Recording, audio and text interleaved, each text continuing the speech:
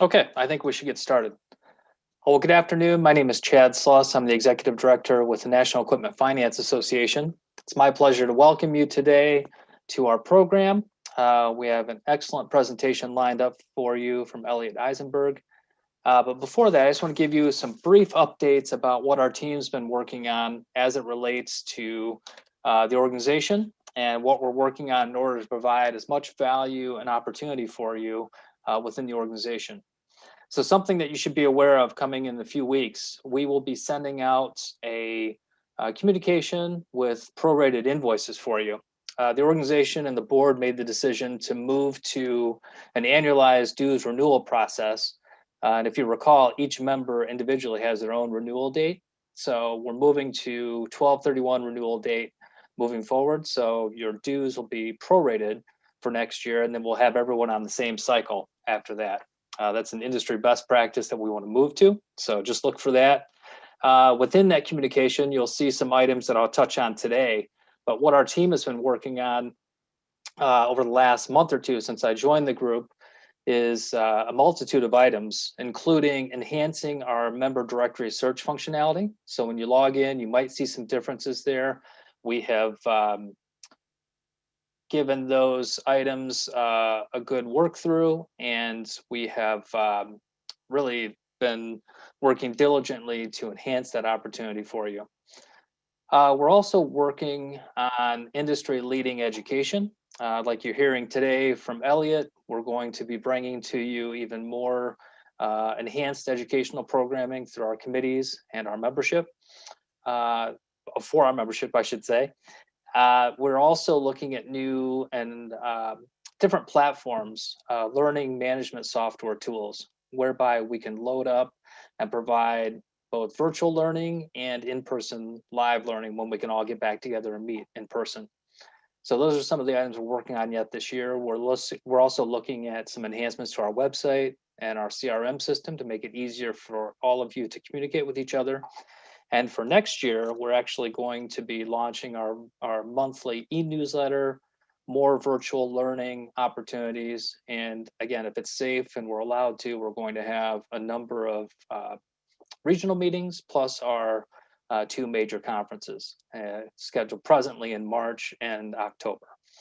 So I want to just say briefly for a minute, I guess we need to just hold for just a moment. I have a note here from my colleague that there's some issues with our system. So I apologize. Looks like we're back on track now. Okay, so here we have our list of our different sponsors that brought to you these programs in Q4. These include Bank Financial, at the Diamond level, Bank Financial, Channel Partners Capital, and Providence Equipment Finance. At the Gold level, we have Financial Pacific Leasing. At the Silver level, New Lane Finance, and at the Bronze level, LeasePath. We should also just take a moment and recognize and thank our 2020 partner program sponsors. Thank you again for your support of the organization, and thanks to our members for your commitment to the organization and continuing to be involved and engaged with us. We're in the process of pivoting the organization to offer more virtual learning and more virtual networking opportunities. So look for those items coming in the future. And I must say that I think there's so many opportunities for our members to stay connected and to work with each other. And I think as an organization, you have many resources around the country that you can turn to, and you'll get support from members within the organization. So in my opinion, it's best for us to stick together and go it together as opposed to going it alone. So just keep that in mind as we try and navigate these unusual times. With that, I'm going to turn it over to Stephanie Hall, Executive Vice President with Bank Financial. Thank you, Chad. Hello, NEFA friends. As Chad mentioned, I am Stephanie Hall, and I head the small ticket division for Bank Financial Equipment Finance. We are a funding source that partners with third-party originators and lessors, along with our small ticket segment, which looks at A-credit transactions from $5,000 to $75,000. We have a middle market and corporate governmental segments that entertain transactions from $250,000 to $10 million. We specialize in software only, commercially rated and non-rated leases, AAA to single B equivalent, non-recourse commercial, governmental, nonprofit, taxable, municipal and state transactions, pools. We offer bridge financing, warehousing, working capital, and we are actively accepting applications from experienced third-party originators and lessors. And now what we've been waiting for, if you've heard from Dr. Elliot Eisenberg in the past, you know we are in for a treat with his colorful delivery of all things economic. Dr. Eisenberg is an internationally acclaimed economist and public speaker specializing in making the minutiae of economics fun, relevant, and educational. He earned his BA in economics with first-class honors from McGill University in Montreal, as well as a master's and PhD in public administration from Syracuse University. He is a former senior economist with the National Association of Home Builders in Washington, D.C. He's the creator of the Multifamily Stock Index, the author of more than 85 articles, serves on the expert advisory board of Mortgage Market Guide, and is a regular consultant to several large real estate professional associations, hedge funds, and investment advisory groups. Dr. Eisenberg's research and opinions have been featured in Bloomberg, Business Week, the Bureau of National Affairs, Forbes, Fortune, and many other publications. He is regularly featured guest on cable news programs, talk, and public radio. And now it is my pleasure to introduce to you Dr. Elliot Eisenberg. Over to you.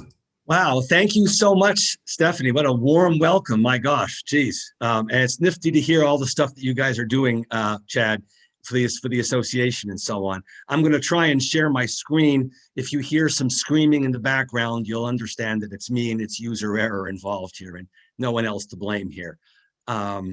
So let's hope I'm pushing the right buttons. And I think we're set. Are we set? I'll take that as a yes. Great. Yes. Awesome. Let's begin. So there's a ton to talk about. We've got coronavirus surging. We have a vaccine on the horizon. We've got elections that just took place. It's almost endless, right? How do I advance my slides? I hate to ask that. I can't seem to advance my slides. Any help? Blair, somebody help me? Elliot, you'll push the right cursor button. What's the right? The right arrow button. The right. I'm trying. I'm pushing all my arrow buttons. What about a mouse on the right-hand side of the PowerPoint? I'm using my if I put my mouse, then you see that screen just shows up there, right? What if you click? There we go. Oh, I don't know what I'm doing. How do I go back?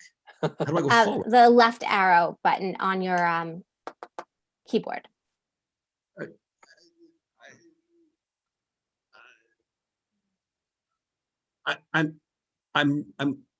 I'm doing something. Okay, I guess we're working. Okay, great. It's working now. Thank you. Thank you all. Sorry again, the screaming, whatever. So let's begin by talking about GDP. What is GDP? GDP is all the goods and services in the US. There's lots of stuff and there's lots of commotion going on. There are 4 parts to GDP. They're not the same size. This is important. The biggest is C, household consumption. It's 68 or 69% of GDP. We need to see this stay up. This is the critical issue right now. The fiscal stimulus, another bill coming from Congress. It's all about C, pushing up C. Again, 68, 69%. The second term is I, corporate investment in plant and equipment. This is where you guys live. This is all about today is you want to know about what's going to happen with I. We'll talk a reasonable large amount about I. I is good and bad, both. It's very interesting, and we'll discuss the details. The third term is G, government spending. That's the stimulus package. The aim is to get G up so that it goes to C, households, and consumption goes up, and it keeps our economy going until the vaccine comes, essentially in March or April or May or February or whenever it'll be, but it's still minimally some number of months away, and not a trivial number, 4, 5, 6, whatever it is. The last term is exports minus imports, X minus M. It's mildly a downer for our economy because our trade deficit's gotten very large of late. We'll discuss why. It's somewhat not terribly important in the short run. In the long run, it matters a bit, but in the short run, it doesn't. Now, let's begin and talk about what's going on that's great news. There's a lot of great news out there. The first bit of great news is housing. Housing is ripping the cover off the ball. There's no ands, ifs, or buts about it. This is existing home sales. They're not good. They're incredible, quite frankly. You can see where my cursor is here. This is where we were before the recession began. And that was already a very high level. You can see from the cursor, if I move the cursor over, somehow my cursor doesn't want to, in other words, if you bring it all the way over, it's back where it was back in 2006 on the downfall, going down into the global financial crisis. So this was the highest level in 14, 13 years, and now we're well higher than we were before. Normally, I'd say this is an incredibly great sign, and I'm going to show you more data on housing here. This is new home sales, and you can see they're unbelievable. I mean, they were, again, the best they've been since the global financial crisis, where my cursor is right now, compared to 2005 or 6 or whenever the year back then was, as we're going straight down, right, into the crisis, the housing bust. It was good before the recession starts. It collapses, of course, in March, the lockdown period, and April when we're locked down. And then we get out of our house, we're out of lockdown, and guess what happens? Everyone says, I hate my house. I hate where I am. I hate my wife. I hate my husband. I hate my kids. I need more space. I hate my in-laws who are next door. I want to live near my parents, away from my parents, near my children, away from my children. But I hate where I live. I hate I need a paint job. I need a pool. I need a deck, whatever it is. So everyone suddenly decides they want something else. So they either buy an existing house, but there aren't enough of those, so they buy a new house. So people go to a builder and say, hey, I want to buy a house. Okay, here's a document, sign it, and they sign it. And then the builder says, oh, I'm sorry, I'm busy till next June. I'll start your house then. So right now we have hundreds of thousands of homes that have been sold that haven't even been started yet. This is unbelievable how prosperous this sector of the economy is. You can see it in this graph too. Red is single family construction. It's at its highest level since the global financial crisis. You know, it's doing very well here, right? These are good numbers. Multifamily is in blue, totals in green. It's pretty good. And again, normally I'd say this is a clear sign of a very strong economy, but it's not. Let's go on a little further. Look at auto sales. They've pretty much recovered. If you look at the trend of auto sales going back a couple of years, you can see there's a downward slope to it. So auto sales peaked out at 17.5 or 17.6 million units some years ago. And there's been a slow decline since, secular decline. And if you look at where auto sales are now, they're pretty much on trend. You know, they'll go up another couple 100,000 units, but they've essentially recovered. So autos are strong, housing is strong. Normally, I would say that's a sign of an awesome, great economy, but not now. Right now, this is a sign of a somewhat sick economy. Houses are doing well because we hate where we live, because we live in a condominium or an apartment or a townhouse or something. We want more space. We want more yard. We don't want to push the elevator button that 37 other people have touched in the last hour. We're escaping. And auto sales are being driven by the same phenomenon in part. They're being driven by people who don't want to take a subway, a train, or a bus, public transit to get to work. So these are things that are telling us our economy is not quite recovered. We're still in a bit of a mess because coronavirus is all over the place.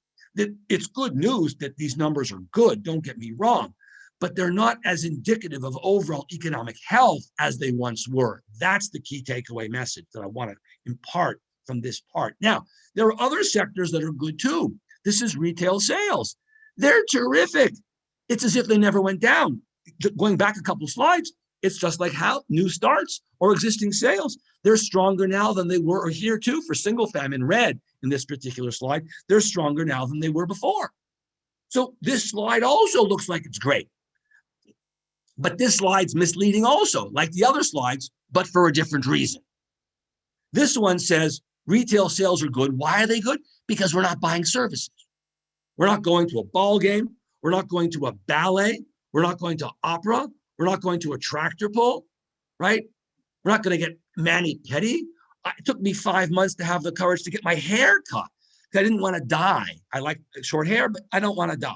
So instead, we're taking the money that we were spending on services, and in some cases, we're saving it. We'll talk about that a little bit later. And in some cases, we're buying more stuff.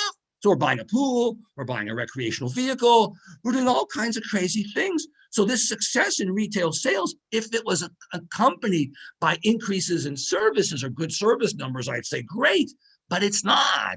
What you're seeing is great retail at the expense, essentially, of services, because services are high contact, travel, tourism, and so on. That stuff just isn't happening. So we're compensating by buying more service, buying more goods. This number is artificially being propped up. It's a good number. The other thing to remember is that now autos are doing well, housing is doing well, and retail sales are doing well. As a result of that, they're not going to get much better. So if our economy is going to continue to improve, it's not going to do it on the back of these three areas because they've already recovered. They can't get much better than they are. They're done.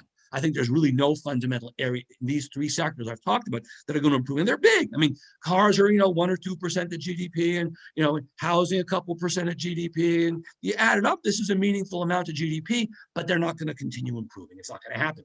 And you can see it here. The last slide here shows you the level of retail sales. So they're going up. This one shows you the month-over-month change. And what you see here is the collapse in April or May, whenever it was, right? Then a tremendous improvement the following months. And then in subsequent months, it generally goes down and begins to go back to trend. We had a little upward movement there one month, and that increase there showed up right here in the slide, as you can see it right there. That's that right there. But this is no longer going to be the driver of economic stuff. The low-hanging fruit on our economy has been picked already. So now we're going to have to find other sectors to improve, or we just sort of hang where we are until things get better. Because as much as we want to go to a restaurant or a bar, it's very hard, right? I mean, think about it. You're a single guy, you want to go to a bar and meet some woman, or you're a single woman, you want to meet a guy, and you go to a bar, or you're a woman, you want to meet a woman, or you get the idea here. And you can, it's kind of hard to talk to people when you're having a mask over your face. So people just don't do a lot of things they would otherwise have done. That's the issue that we're getting at here. And you can see it here. How are we spending our money? We're buying goods. We're not buying services. And this is ricocheting through our economy. And while this graph seems to look pretty good because service goods are up by 10% and services are only down by 6%, the problem is our economy is almost all service-based. We don't buy a lot of goods anymore. Cell phone service, healthcare service, legal services, vacations, trips, those are all services. Sporting events, we're not going to them. We buy a refrigerator and a car, yeah, but that's generally speaking not a huge percent of our income compared to services. So in total, we're below, where my cursor is somewhere here, as you see, about -4. That's where we are nationally. We're well below where we were originally, because even though goods are terrific, we don't buy all that many goods. This is reverberating all around. This is helping car sales. This is helping home sales. It's helping retail sales. But it's, again, a false indicator of what's going on. It's good news. GDP is recovering. Yeah. But don't extrapolate from this that things are over and things are terrific and all these things are doing great. There's all the other part, the service sector, that's substantially and meaningfully weaker than it otherwise was, right? And you can see it here. Here you break down on a month-by-month basis what was driving consumer spending. And you can see that durable goods and non-durable goods in red and yellow are now really strong. June, July, August, September, this is what's driving the economy. Whereas services in blue really is dragging us down. And this is when the vaccine comes and the economy opens up, this is where you're going to see a flood of activity. People are going to run to restaurants and go on vacations and go on airplane trips and go to hotels and get mani-pedi and get a massage or a hot rock treatment or whatever it is that you really miss that you want to get. Right? But we can't do it right now. I'll give you a good example. When a football stadium is full, or a hockey arena or a baseball stadium is full, that means our economy is recovered. Until then, there's some problem in our economy. We understand this, but this will be a visual proof that our economy is back to normal again, right? So because of this bifurcated economy, not because this bifurcated economy of goods being like this and services being like that, is indicative of this, is consumer confidence. What is going on? Consumer confidence is not bad. It's improving. You can see on the graph here, it's gone from where it was. We've had 1 month, 2 months, 3 months, 4 months, 5 months, 6 months of data since the recession began. And there's certainly an upward lift to this number, but it's not nearly as high as it was prior to the onset of the recession. So consumer confidence has taken a meaningful step down.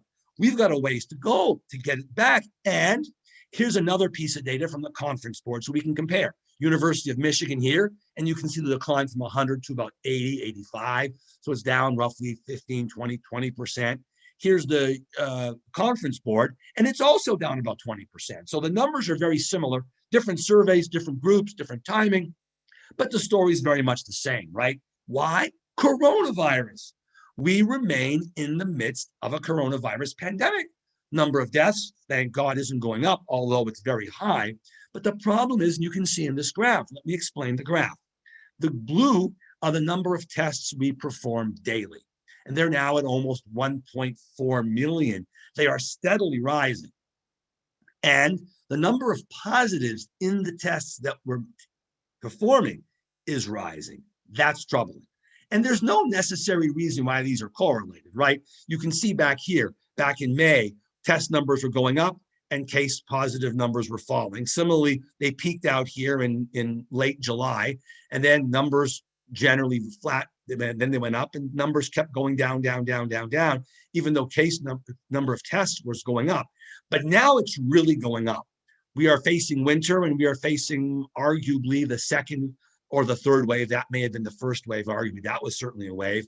This seems to be a wave too. States now are starting to tighten up. So we're entering winter. It's going to be a worse fall. This is not going to be a happy winter because of this. The states are closing down some facilities, restaurants, bars, gyms, and so on, right? Fiscal stimulus is waning. The vaccine's going to come. But we've got to get from here to there. This is what our economy now is going to struggle with. We're now in the middle of November. How do we get to the middle of May? I'm making up a number, but something like that, before things are healthy back to normal. And the vaccine's not going to be widely available right away. They're going to use an emergency process to get the vaccine going and meet very soon for healthcare workers and frontline workers. But until people like you and me get the vaccine, it's going to be some time. So the vaccine's great news. The stock market went up, but it doesn't solve our day-to-day problems just as yet. And you have cancer, there's a miracle drug, it helps, but you got to get the drug first. Same thing here. This drug will be miraculous when it hits us, but it ain't going to come so quickly. And the drug itself is complicated. You need 2 doses spaced apart by at least several weeks from what I recall and understand. And the drug has to be stored at minus 112 degrees or 111 degrees Fahrenheit, colder than your refrigerator. So before enough of us get the drug such that we have herd immunity will take time. So our economic growth could considerably suffer in this intervening 4, 5, 6, 7 months. That's the weirdness here. Great news for the summer or fall or next year or whatever, but we're not there yet. So it's good, but it's not so good yet. And because of that, you can see this spill over into the economy. You can see gasoline consumption sales here are generally down 10%. They vacillate between 7 and 12, 7 and 13, but averaging out negative 10 because a bunch of us, we're not going to work. We're working from home. This is altering the demand for gas, the price for gas, the profitability of gas stations, the profitability of drilling for oil, all this sort of stuff. You can see it here in travel. We're just not traveling. Things are better. Retail sales are good. Auto sales are good. Home sales are great, but not air travel because it involves too much touching, too many people, close proximity, close contact. It ain't worth dying to go to Tahiti. That's essentially the decision people are making. In this graph, you can see the dotted line here where my cursor is. That's where we are today, red, compared to where we were last year, blue. And we're almost at 40%. It's going up, great news, but there's a very long way to go here because our economy is not back to normal. How about hotel occupancy rates? Same problem. Massive decline during the close down of March and April. Then we get out of our boxes, our cages, if you will, and instantly do a whole lot of things. And there's travel involved. People do travel. If you look at the airlines, especially, you see Southwest and Frontier and JetBlue, these smaller, not necessarily smaller, consumer airlines, as opposed to business airlines of Delta, American, United, are doing better because people are going on trips, but corporations aren't sending their workers out on trips. And therefore hotels, which we're looking at here, are not doing well. And the trend here is very interesting. This graph shows us very deep, strong slope, steep slope, great news, big improvement. And then it softens here, my cursor is, and it's pretty much straight till about there, and then it flattens entirely. When the slope is flat, there's no improvement. So hotels are done. That's it. They're as good as they get right now. There's nothing more they can do. The households are going on some vacations, but business isn't doing more. Business won't do more until the vaccine shows up, which will be in, spring, April, May, somewhere around there, right? So you've got to get from now, these next 4 or 5 or 6 months are somewhat perilous because a lot of the stimulus from the checks and the unemployment benefits are wearing out or have worn out. And we're now hitting some new trend levels of growth, but we have this downward drift that's going to come because the stimulus is wearing out. And these poorer folks who got the stimulus aren't going to have it going forward. So this is the issue. This is Las Vegas travel. So this involves getting on an airplane, flying to Las Vegas and going to a hotel. And you can imagine the numbers aren't good.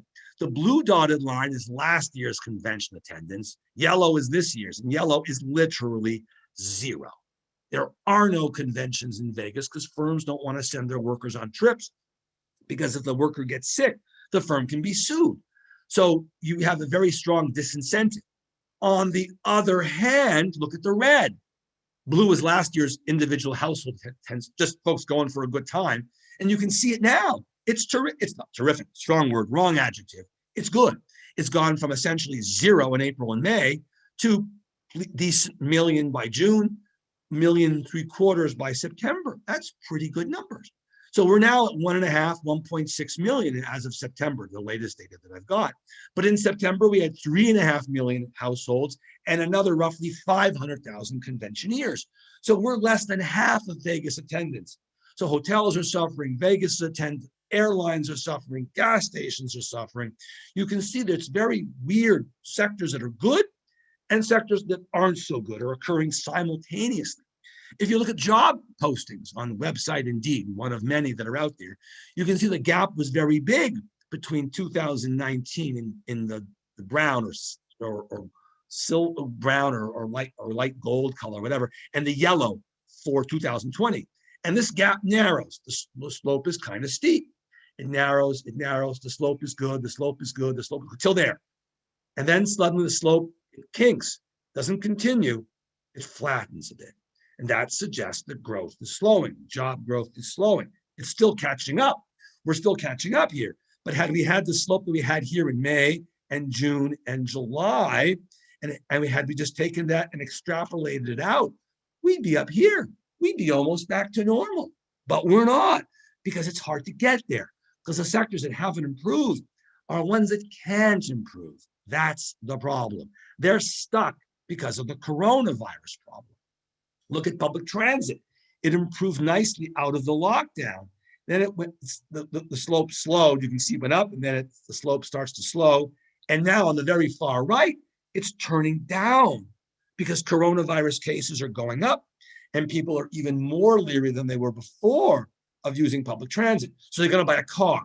So car numbers go up. That's good in the short run, but that's not a real indicator of the health of the overall economy. It's the health of a sector of the economy that elsewhere, here, public transit, that's being battered by coronavirus.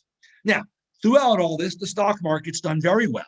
Central bank has lowered rates. That helps. Fiscal stimulus puts money in the economy, pushing up sales. That helps. There's all kinds of things that are going. Other countries are doing the same thing. Massive monetary and fiscal stimulus, which is wildly helping the economy, which is great news. And it helps. If you put all this together, the first term in GDP, C, household consumption, is improving, but it's improving more slowly as we go forward. Look at the graph. We decline precipitously here. Then we improve very rapidly till there. And then the curve starts to shift out. And the curve is now going to continue to go up, but it'll do more shifting out than going up, delaying the date of recovery. Real personal consumption is not going to get that last little bit, is not going to get there that quickly, because that's the hardest part to get. That's the football games and operas and ballet and whatever cultural event, movie theaters that you want to do. That's what's left. We've picked up the easy stuff, and we've been picking up the more complicated stuff. Restaurants have figured out how to do to-go bags for everybody, right? Chipotle, McDonald's, Starbucks, all these firms have figured it out. On a lot of small firms that don't have access to capital, they just simply closed down. They couldn't compete. So life in the short run going forward may be a little more dull because a place like, Shade Jane, for example, is just not going to be open because they're not going to have the money. They'll have had to close down and let go all their chefs and maitre d's and waiters and waitresses and hostesses and so on.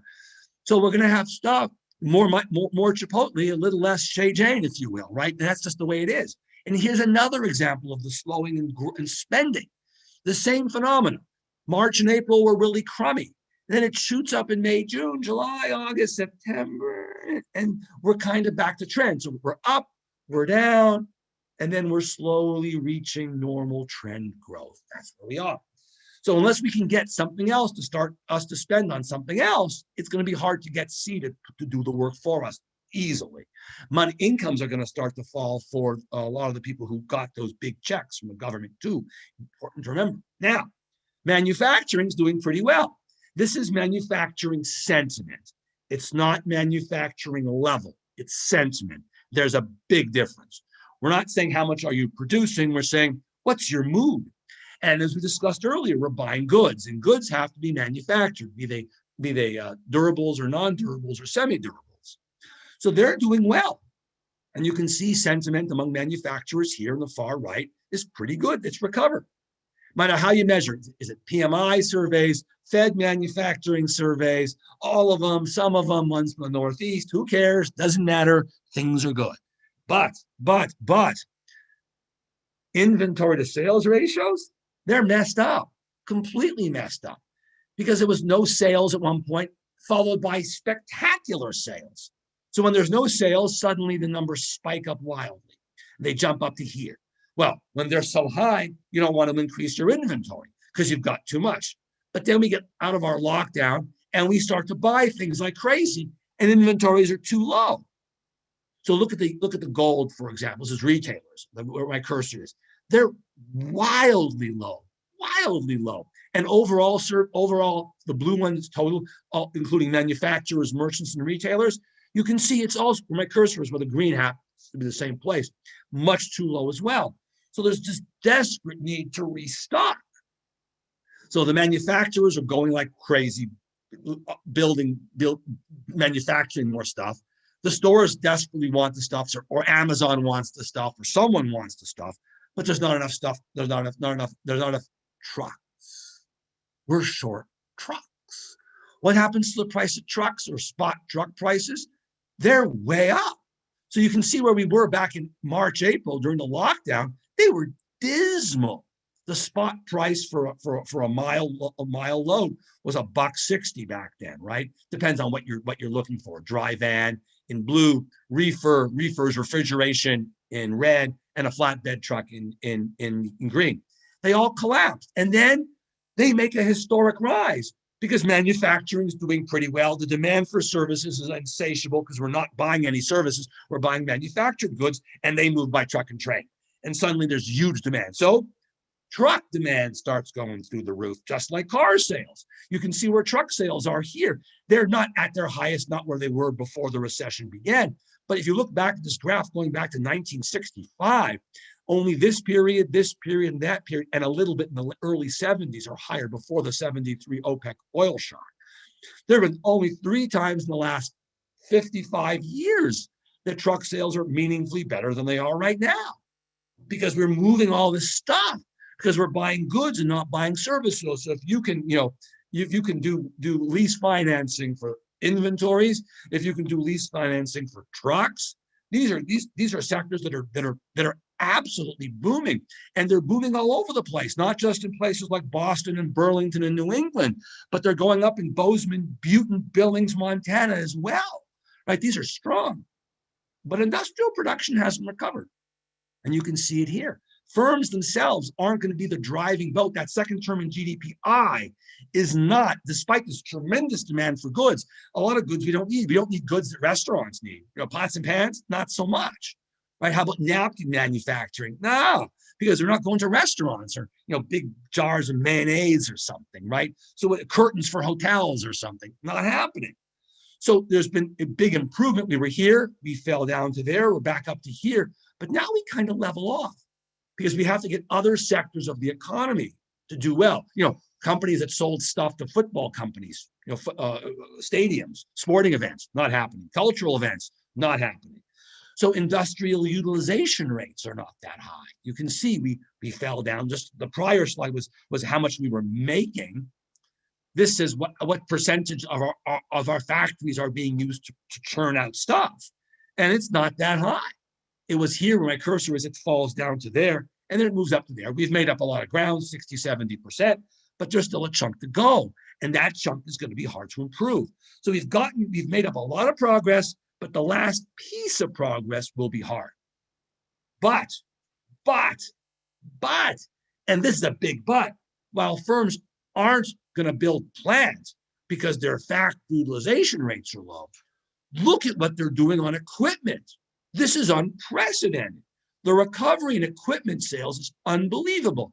So firms, they build a plant. That's the plant. But then there's the equipment that goes in the plant. And that's what we're looking at here. You guys finance that. And that is off to the friggin' races.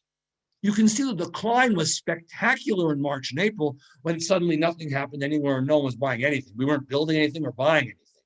Then we get out of our cages because we're allowed out after the lockdown ends at the end of April, and we start doing things. And restaurants realize, and stores realize, and law firms realize, and banks realize, and everyone realizes if you don't have a plexiglass sheet in front between the customer and the supplier, it ain't going to work. If you don't have touchless door entry, it's not going to work. You got to check off a lot of boxes before your patrons and clients feel safe patronizing your store. So firms invest heavily in PPE and stuff like that. And that's what you see here. This is going absolutely gangbusters. You can see it here. The Equipment Leasing and Financing Foundation numbers. They hit they drop like an anvil off a cliff till here. And then they start making a very pleasant recovery. Firms are investing heavily. It's hitting their profits, but they know if they don't do it, they'll have no income.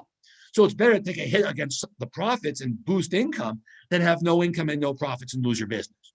And plexiglass sheets are pretty expensive to begin with, and now they're the most sought after thing probably on the planet Earth. So there's a huge shortage. In terms of, so now let's look at what firms are buying and when we can expect things to happen.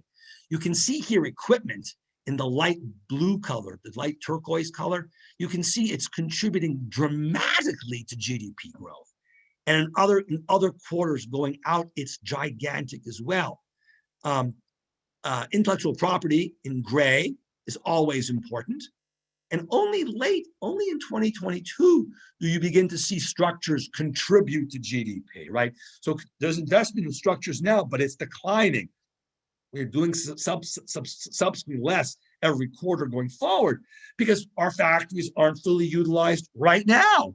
So there's no point building more. Now, not in every case. Logistics, cell towers, self-storage. There are a lot of situations where you do need more plants. But overall, on average, we don't need more plant. We've got intellectual property coming and we have equipment coming. So in those areas, you should be pretty busy. And this is important. If you look at what intangibles are doing and the role of intangibles, this is a secular process, as you can see it. Back in 1975, intangibles were just 17% of what firms were buying, right? Now it rises and rises and rises. And now it's 85%. Firms buy a lot of intellectual property. Leasing against IP is an important part of the story. It's not just leasing against physical property, like equipment or something, or buildings or machinery. It's a lot of intellectual property is being used now. And you think about it, 50 years ago, GM was the largest employer in the country, employed 1 million, 2 million workers. They're all making cars. Now our biggest employer is Amazon. They're delivering packages. There's a lot of intellectual property there, But how about Apple, the most valuable firm? They have no workers, 100,000 workers. But they have tons of IP.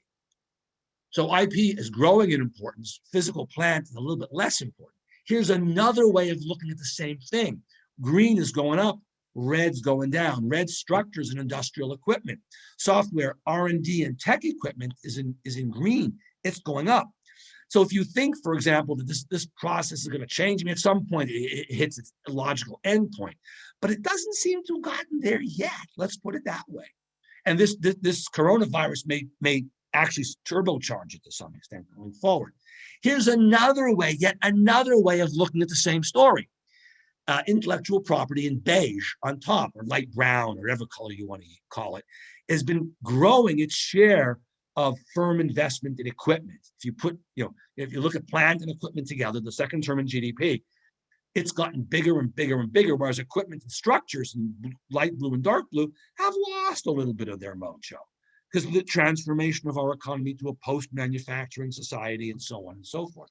Here's yet another graphic picture going back to 1947, looking at the same picture.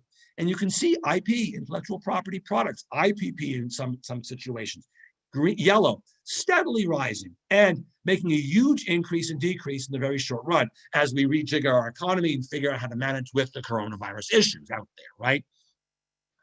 So that's discussing plant and equipment. The other area where plant and equipment is important is in oil and energy. And unfortunately, oil prices just aren't that high because we're not driving to work. So there's a lot of excess supply of energy out there. So you see rig counts have completely collapsed. They cratered and they go down for months and they finally hit bottom. Now they're going back up a little bit, but they're still well below where they were in the deep energy recession of 16. That one was caused by the fracking revolution. Suddenly fracked oil starts coming on the scene. OPEC doesn't realize it. And next thing you know, oil prices collapse. Then they recover and now they collapse again. So energy is not going to be bailing us out. You can see here, CapEx in the oil field, in the oil patch in blue on every single quarter here is not going to come out and save the day because energy is doing very poorly right now. We have lost all these rigs. Natural gas prices are low. Oil prices are low. This is not going to be an area at help. Will firms do a lot of buybacks and dividend payments to shareholders? Not really, because the firms don't know how bad the situation will be. They know the vaccine's out there in summer, but we're here now in November. I don't want to lose my business in the intervening 6 months. I better hold on to my money and make sure I've got enough to keep my business in operation so that by the time summer comes and the vaccine's widely available and we're using it in heavy numbers, I've got a business to sell to make stuff to sell to clients and do well. So we have this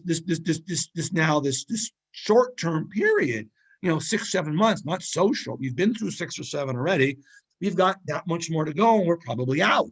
But we've got to get this through this second batch. We're not going to get help from here. Are banks in a great mood? Not really. Banks aren't particularly happy because the amount of money they make on loans has nosedived. Overall, all banks is in blue. You can see the net interest margin of the amount of money they make, the difference between what they borrow money at here and what they lend it at here. That gap is their net interest margin. Think of it as their gross profit per loan. They're making 3.5% or 3% or whatever it is, right? It nosedived. And the credit quality of the borrowers is deteriorated because of coronavirus in many cases. So the lender quality is weaker, borrower quality is weaker, and they're making less money per loan. So they're not exactly a happy bunch of campers right now. So looking for alternative finance now is a particularly appealing place for you guys to be because as competitive as banks were, they're that much less interested in the game right now. So we do need fiscal stimulus. There's no question we need fiscal stimulus going forward. I'd like to see it happen. If it'll happen fast enough, I don't know. If it happened at all, I don't know. It came early and strong in March, along with central bank intervention, driving interest rates to zero. But whether we'll get more remains to be seen. There's been political grandstanding and hot dogging going on, and no one wants to take the blame. Both sides thought the election would improve their situation, probably. Democrats, certainly, because the polls said they'd gain big numbers in the Senate and the House. And things turned out somewhat different. I think we need about $1 trillion to get us through strongly from now until summertime. We could get by $1.5 trillion would be great, but $1 trillion well thought out and carefully focused on those places and people that need it. Households that are struggling, that don't have income, and so on. Don't give it to everybody. I don't need $1,000, $1,200 check. I got a job. I'm doing fine. Thank you very much. It's people who need the money.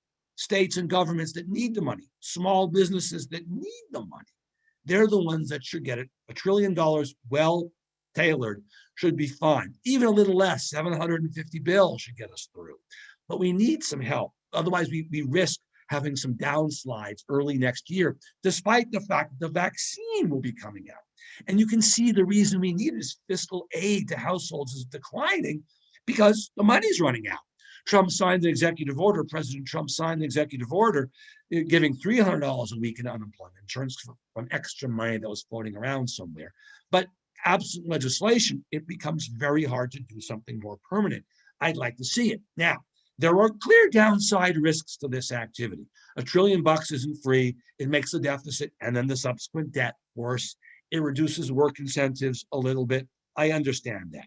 And for those of you who say we shouldn't do it for those reasons, I hear you loud and clear. But then I challenge you and say, what do you want to do instead? I will submit that this is a bad idea, giving checks, but I think it's less bad than anything else.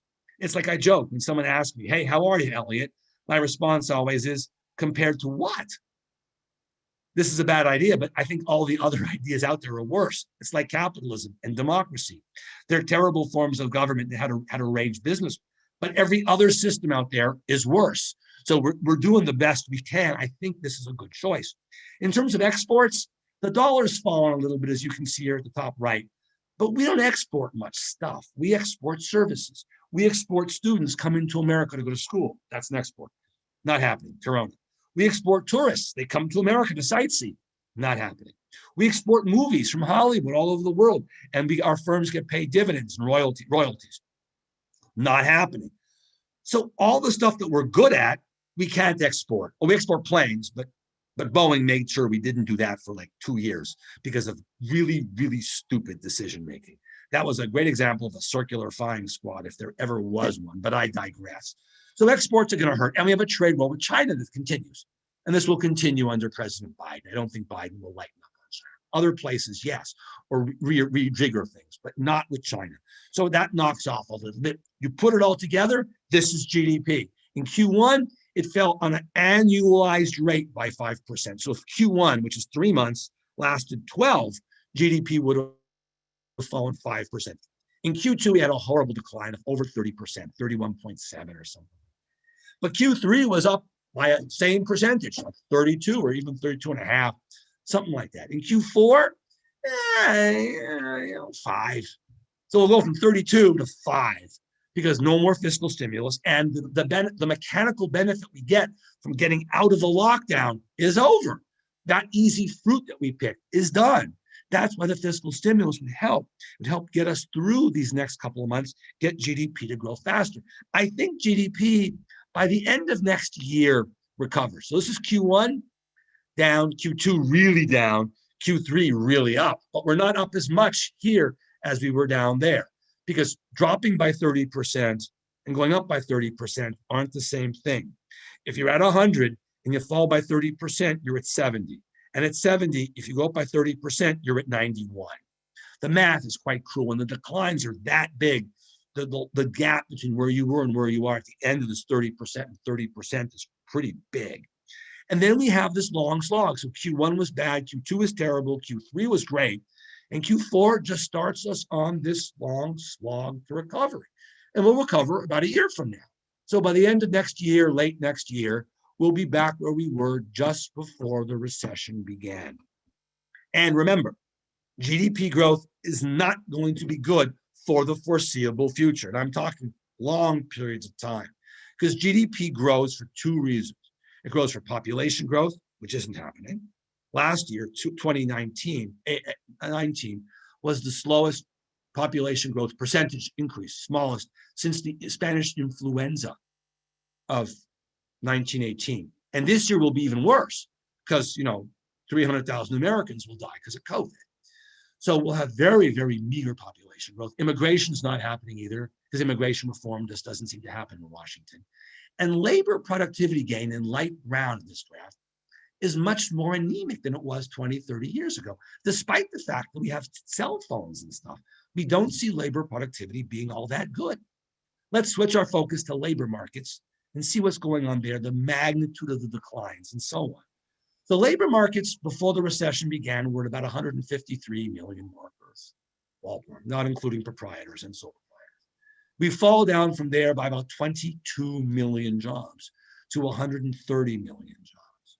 We've made back now 12 of the 22 million jobs lost. Terrific recovery, 12 million jobs in 7 or 8 months, unbelievable. But the 10 million job loss, also unbelievable. There's a long way to go. These are jobs, a quarter of those jobs are in restaurants and drinking establishments, so bars and restaurants, a quarter of the current job loss. So you can say, not a big deal, restaurants and bars, who cares? But it's 2.5 million workers without a job right now because of that. You know, even though restaurants and bars are open, employment has come way down. It's come way back up. It was here, it comes down to there, it comes back up. There's still a big chunk missing. Unemployment rate looks great. It really looks great. It's at 6.9%. It's peaked out at 14.9 officially. Unofficially, it was 19.9. The government made a mistake. They admitted it every month. They talked about it in BLS, Bureau of Labor Statistics, but they misclassified workers who were on furlough as employed rather than unemployed. And normally they treat them as employed because it's a few thousand workers a month. But when it's 20 million workers, it's a whole different story. So if they had those workers properly classified as unemployed, we'd have had many more workers, and it would have been 19.9. To say it's now 6.9 is unbelievable. This is the fastest decline in unemployment in history. Great news. But there's still a big chunk of folks unemployed, 9.9 million workers. This number, unemployment number that we're looking at, looks better than it really is. Why? Because of this. If you look at prior recessions, so all these gray bars back here, the first of a double dip recession of the early 80s. This is the 1990s S&L crisis recession. This is the dot-com global Twin Towers recession. And this was the global financial crisis recession here. And the current recession we're in right now, or out of, or whatever. In prior recessions, there was very rarely here a small decline in labor force numbers, small one there, a bigger one here. But here there was a secular decline along the way here. This is for men in blue, women in red, and all population in black. But in this recession, no matter how you measure it, there was a massive decline in the labor force participation. I mean, profound decline in the labor force participation. What's going on? Look at the men. Men, it goes down, and then it comes back up. It's recovering. But there's still this huge decline in labor force. Look at women now. Women go down like men. They come up like men, and then they come down again. What gives? School. Got to open schools. If I were king for one day, I would figure out a way to open schools. I don't care about bars. I don't care about restaurants. I don't care about gyms. We got to get the schools open for 2 reasons. One, we got to get their guardians, mothers mostly, you can see in this data. We've got to get them back to work. And the damn kids, they're getting screwed out of an education. These kids are going to have permanent damage their entire working life. They're going to lose out because they ended up absorbing less information than they should. This is truly a calamity here. We need to get schools open so the kids learn and the parents go to work. And it turns out when the kids are home, daddy says, bye, baby, mommy's taking care of you. This isn't fair, whatever, it is what it is, but it's hampering GDP growth. The other problem our economy faces is we still have very high levels of first-time unemployment claims. That's this graph. To the left, you see first-time unemployment claims at around 200,000 a month, a week. That means 850,000, 900,000 a month. If you're under 300,000 a week, your economy is growing jobs. Heretofore, prior to this recession, the highest number in the history of that series, going back to the mid-60s, was 695,000. And then it hit 7 million, 10 times. So the number of jobs lost in 1 week in the end of March was 7 million jobs. That was the number of jobs lost in prior recessions. The whole recession lost that number of jobs. We lost it in just 1 week. Since then, it's declined. And data this morning, this graph doesn't include it, fell a little more. We're now at 710,000 or something. So even now, 30 weeks after the recession starts, this number of this week, number that came out today, was higher than any number in the history of the series, except for the 27 or 28 weeks we're looking at with this huge increase in the decline. And it's going down, but it's really slow. That's going to slow economic job growth recovery as well. So the unemployment rate really isn't 6.9, it's more like 8.9 if you account for the decline in the labor force participation rate. And it's not going to go down so fast because you see here, when it was declining fast here, you had a lot of job growth, net job growth. Now it's getting harder because it's hard to create new jobs, and you still have lots of job loss. You've got 750,000 a week. That's 3.5 million a month, 3.2 million a month. It's big, but, and this is critical, the recovery, while maybe check mark shaped and down and then a recovery and a slowing recovery as we go, it's also K-shaped. K. People on top here, educated, older, higher income, good skills, they're not affected. The bottom, if you're younger, less educated, this recession's been harrowing and remains harrowing. And you can see it in the graph here, the charts. Unemployment rates for those in yellow are 4.7% with a bachelor's degree, over 25. Not all that bad. Up from where it was, yeah, sure, but not terrible. But if you don't have a high school diploma and you're blue, your unemployment rate's over 10%. If you have high school but no high school but no college, it's still pretty high at like 9. Those are very, very high numbers here, right? So these people are really suffering, and that's where the aid has to go. It's people who were working before who can't get a job. They can't get a job because the job they had doesn't exist. And there's massive levels of unemployment because firms don't need those workers right now, right? Moreover, it may take a year for unemployment to GDP to recover to where it was before the recession began. It'll take 2 or 3 years for labor to get there because we've laid off lots of workers and our employers have laid off lots of workers. And suddenly we say, gee, you know, we used to need Chad. She was a really important part of our economy in our company here. But you know what? We don't have Chad anymore. You know what? It doesn't seem to matter. He's a nice guy. We can live without him. So firms are going to become more productive. There's going to be lots of internal turmoil and change in economies. In terms of inflation and interest rates, forget about it. It's not going to happen. This is inflation. You have to have inflation to have some semblance of interest rate, right? CPI, blue, headline, red, core, no food or energy. Do you see inflation? I don't see any inflation. No inflation. And the Fed doesn't even use this number. The Fed uses the coming number, PCE. It's lower. The Fed wants red, core, personal consumption expenditure inflation to be above 2. It was above 2 for a couple months there, maybe a few hours back in 2011.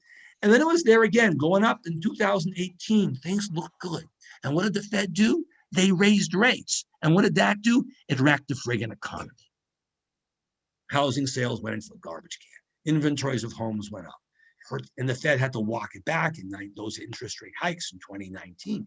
Our economy can't withstand higher interest rates. People say, look, we're going to have bottlenecks here and there. Yeah, we're going to have bottlenecks. It's not going to cause inflation. The Fed's now changed its whole MO for inflation. We'll get there in a second. People say, but look, Elliot, the money stock is going up. The Fed's flooding the economy with cash. Won't that cause inflation? No, it won't. Why not?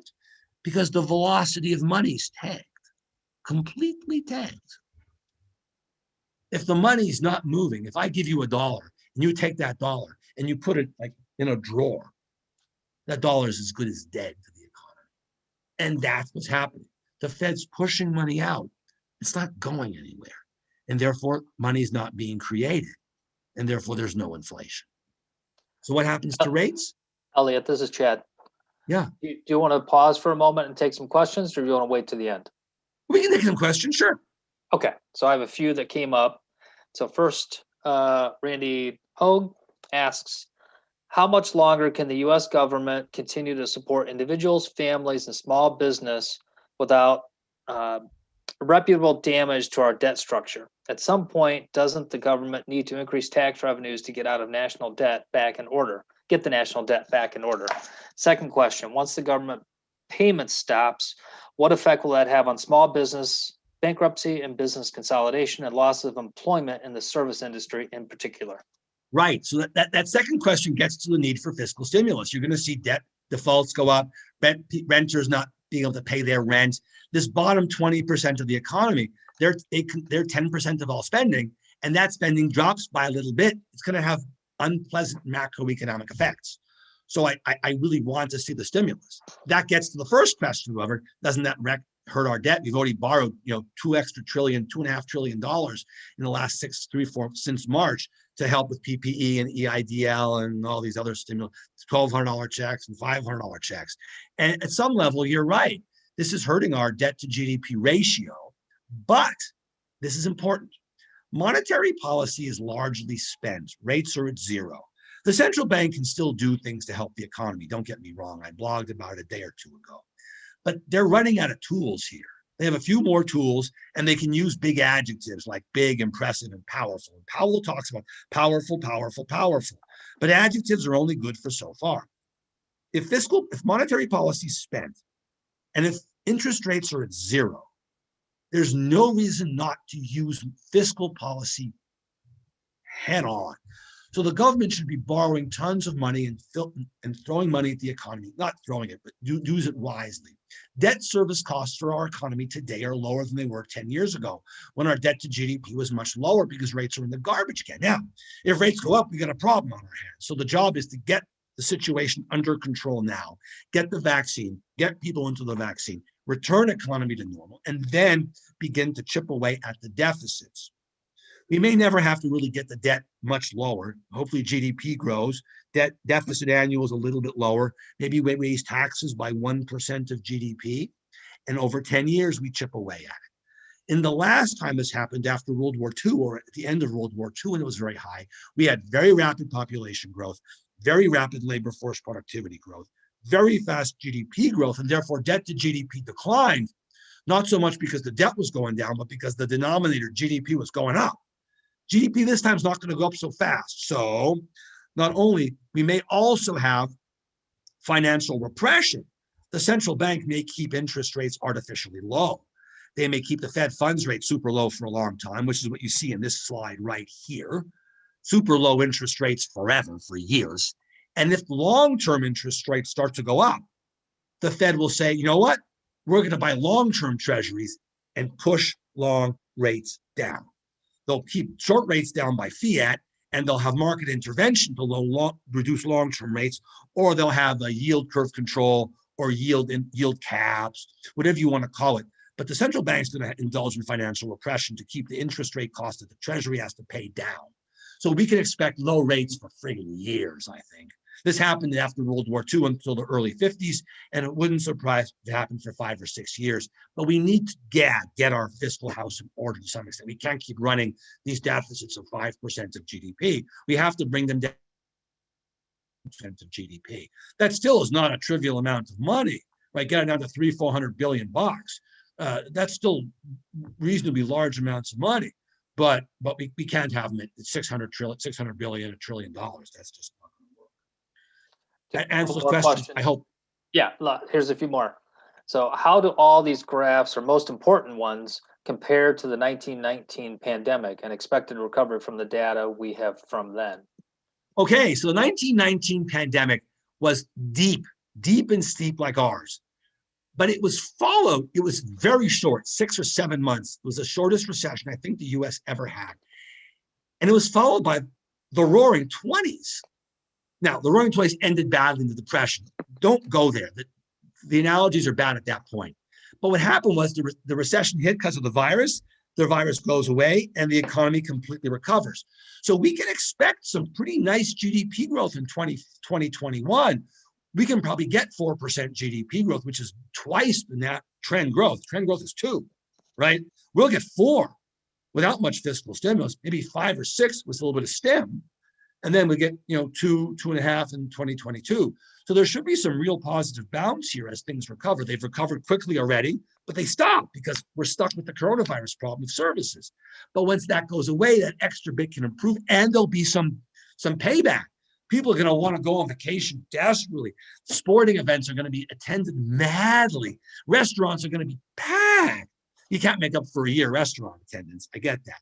But there'll certainly be some payback, and we'll have some extra growth, no question. And that's what happened back in in 1919. It also happened in 1957 with the Hong Kong flu, and those influenza in 67 or 68 too. And those weren't all that serious. But there should be some pleasant return in 2021. Should have 4% growth, which will help unemployment go down and get GDP back to where it was much quicker than otherwise would be the case, twice as fast. Great. Cool. Why don't we just jump into the politics side of things for now, and then we'll come back to a few more questions. All right, politics is quick.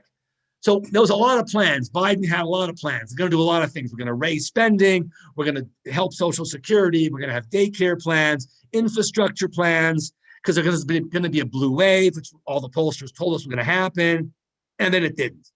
So this is the most relevant graph of politics. Right now, with Trump in the White House, Republicans holding the Senate, Democrats holding the House, that's red dotted.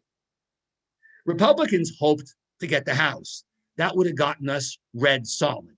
And that would have been, I think, even less stimulative than what we have currently, because Republicans are a little more leery of spending the money, I think, right? The Democrats were hoping for blue solid. Biden gets the White House, Democrats hold the House, and they flip the Senate. But that's unlikely. So we're probably going to end up with blue dotted, more stimulative than what we have, because one end of Pennsylvania is the same.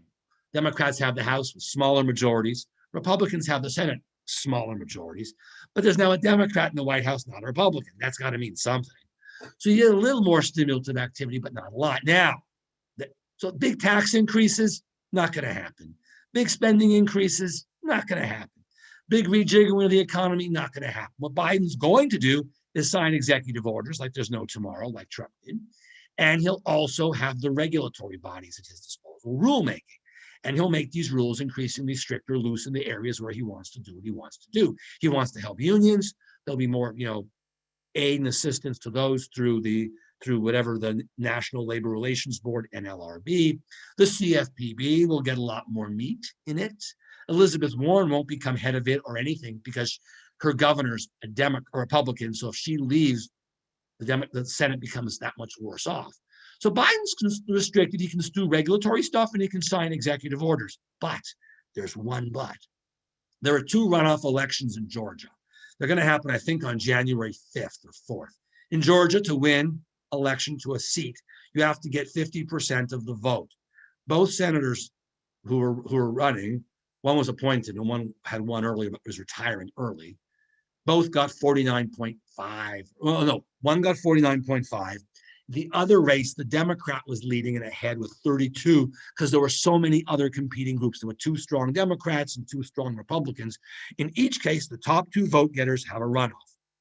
If the Democrats win both those seats, outside probability, but certainly above zero, Biden will control the Senate. It'll be a 50-50 tie, and then Kamala Harris will come in from the White House and break ties. Cheney did that under one of the four congressional terms under W's presidency. Cheney broke ties. Not unprecedented, it happens.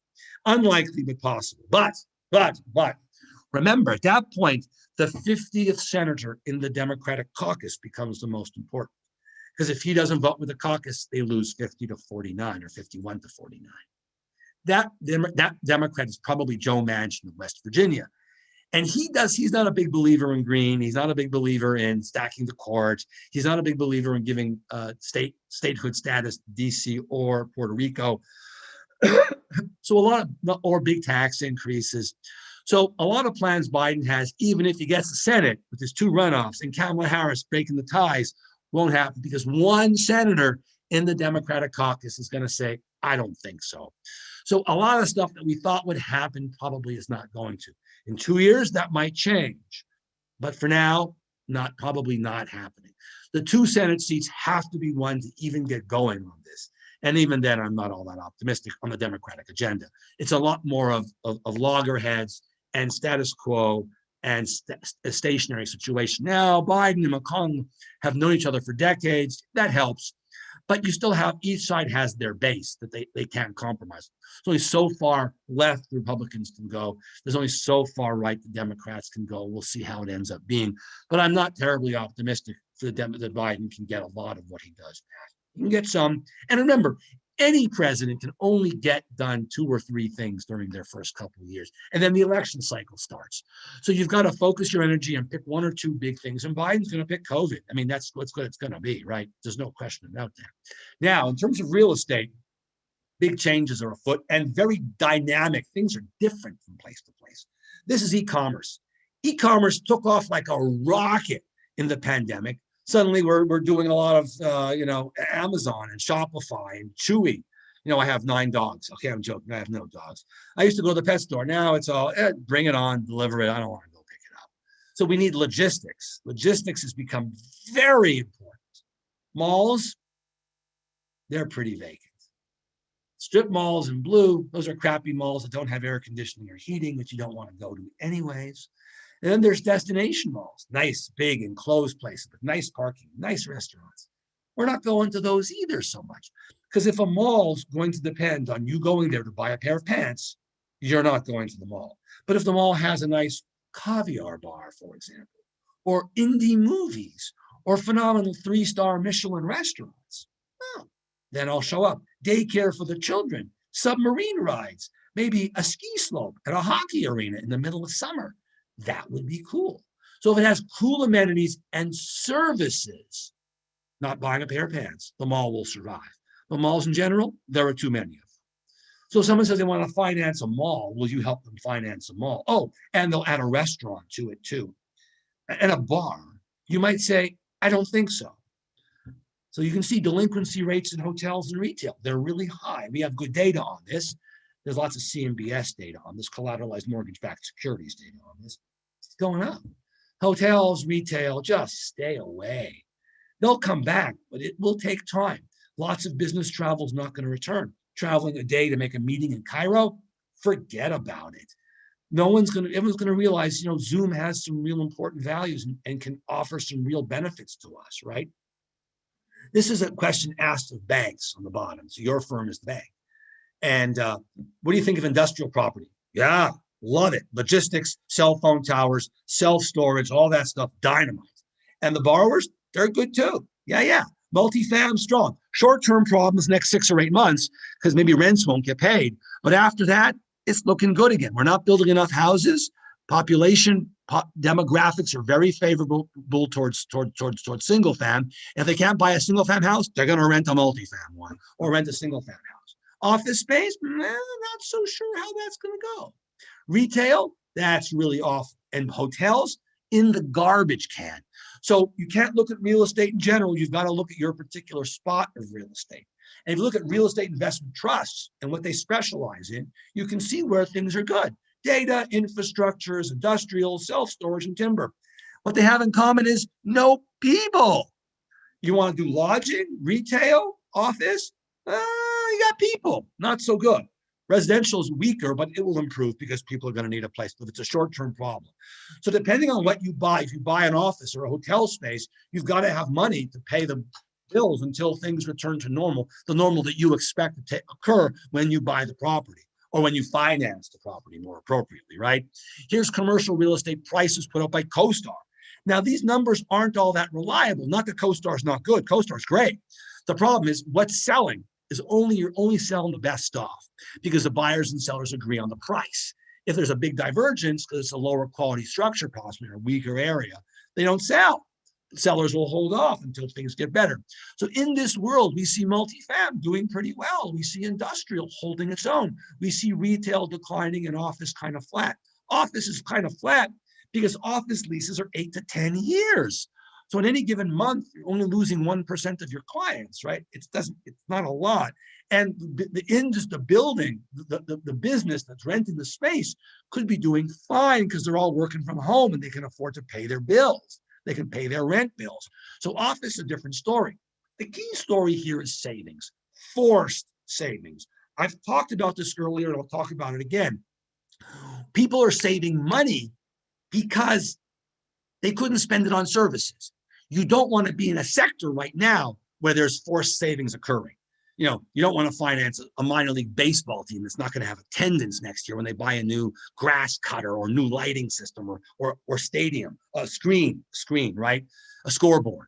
Oh, and that's not going to be so great because they're not going to pay for another whole year because the fans aren't going to be in the stands for quite a while because of this forced, and this forced savings is driving purchases and of all kinds of recreational vehicles and all kinds of stuff.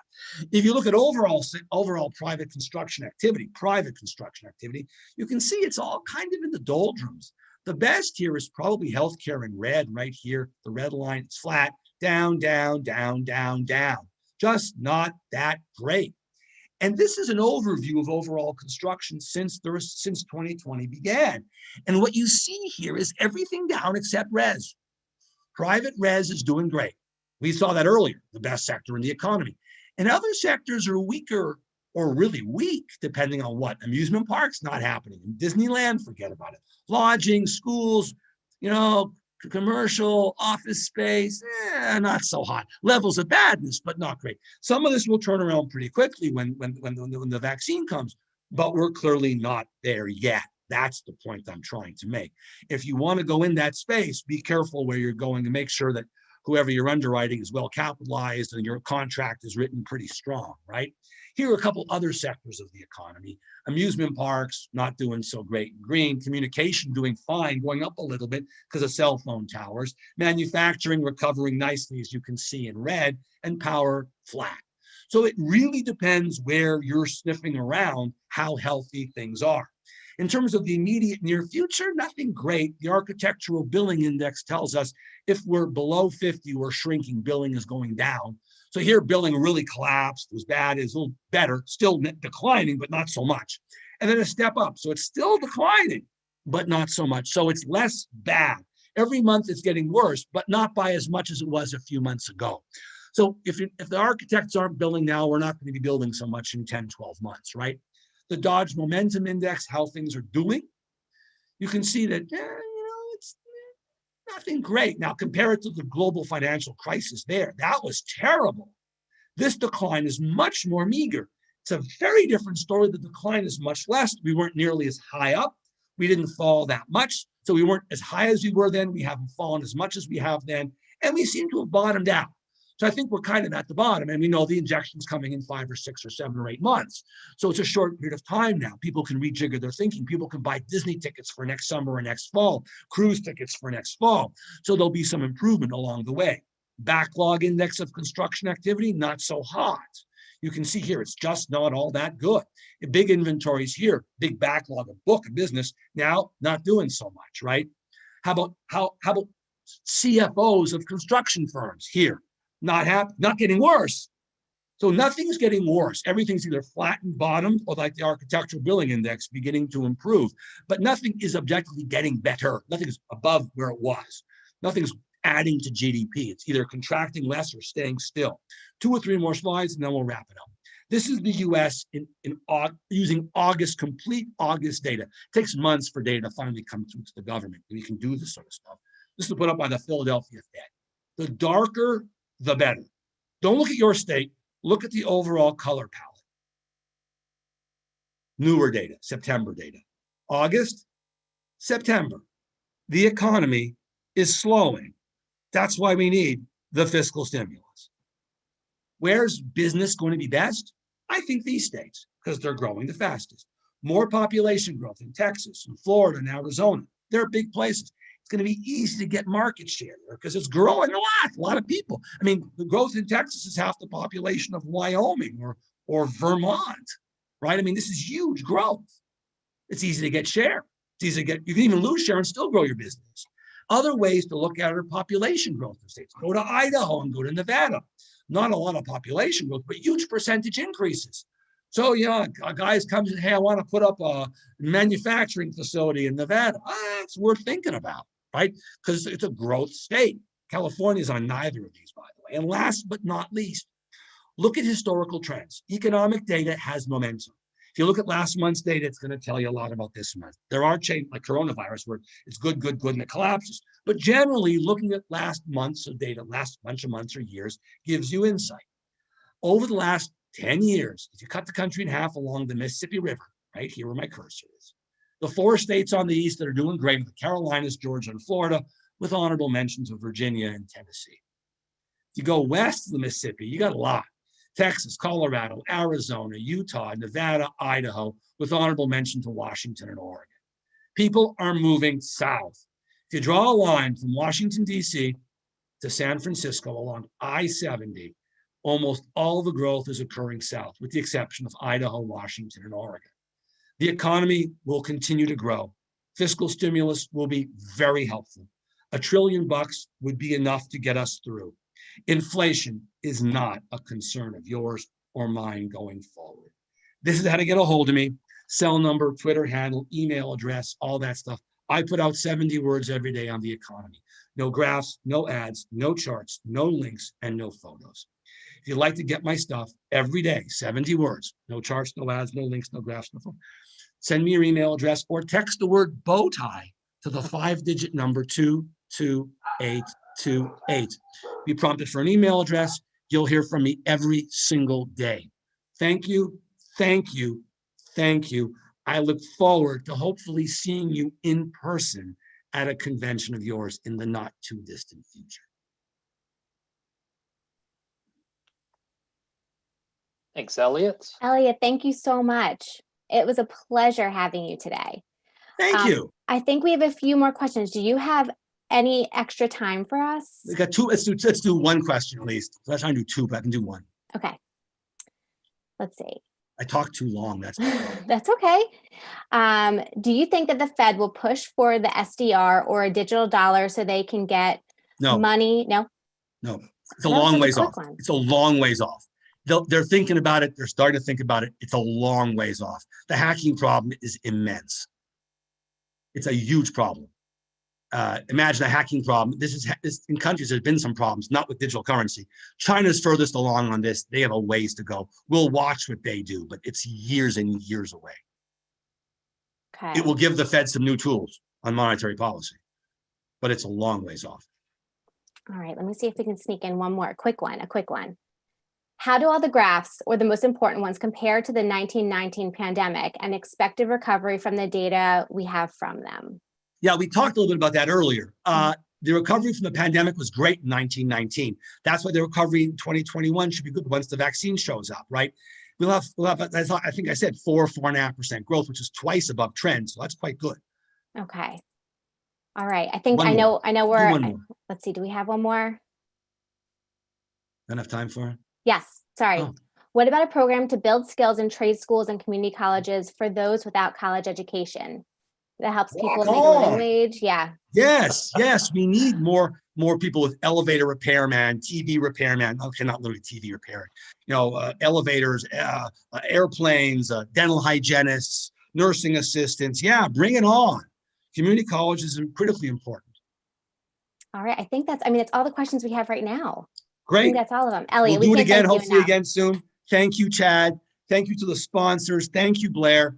I look forward to hopefully seeing you at some convention down the road. But thank you. Absolutely. Thank you for bringing all that energy today. We appreciate it. My pleasure. All the best to all of you, and hope the conference, as it pieces together, is a great success.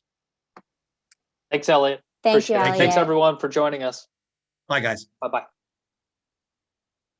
All right, real quick, just to wrap up. I'm going to share my screen again. Oops. And I want to thank so much our sponsors. We could not do this programming without all of you and your generosity. So thank you so much. And just some real quick upcoming events we want to touch on. November 19th, we'll complete our virtual funding symposium.